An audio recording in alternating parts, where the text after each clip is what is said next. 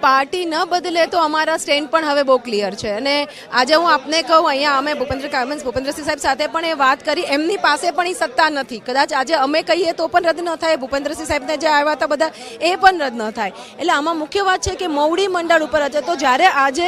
આ ખરાબ સ્ટેટમેન્ટને બહેનો દીકરીઓની સ્ટેટમેન્ટને જો બીજેપી વખાવડી અને એમને ટિકિટ રદ ન કરતા હોય તો કોઈક રીતે હવે બીજેપીની નૈતિકતા ઉપર હિન્દુત્વવાદ ઉપર પણ જે આપણે જેના પર પાર્ટી ચૂંટાતી આવી છે જેના પર રામ રાજ્ય સ્થાપવાની વાત કરે છે અને બહેનો દીકરીઓને અસ્મિતાવાળા સ્ટેટમેન્ટ પર જો એ અડીખમ રહે છે અને જો એ ચલાવી લે છે તો હવે એના પર પણ સવાલો ઊભા થાય છે એટલે આ પ્રશ્ન માત્ર હવે ગુજરાતની રાજનીતિ પૂરતો નથી રહ્યો રૂપાલા સાહેબ પૂરતો નથી રહ્યો આ ક્યાંક ને ક્યાંક તો તમે અન્ય રાજ્યોમાં પણ આ આંદોલન લઈ જશો જે ચોક્કસ અને ચાલુ જ છે આપને કહી દો કે રાજસ્થાનમાં પણ અમારી કરણી સેના છે એમાં ઘણા બધા સ્ટેટમેન્ટ આવી ગયા છે અને માત્ર રાજસ્થાન મધ્યપ્રદેશ છે દિલ્હી છે દરેક રાજ્ય અમારી સાથે સંપર્કમાં છે પણ અમારું અત્યાર સુધી કહેવું એવું હતું કે આપણે શાંતિ રાખીએ મીન્સ ઇલેક્શન છે દેશમાં એટલે શાંતિપ્રિય વાતાવરણ બનવું એ મુખ્ય અમારી ભૂમિકા હતી આમાં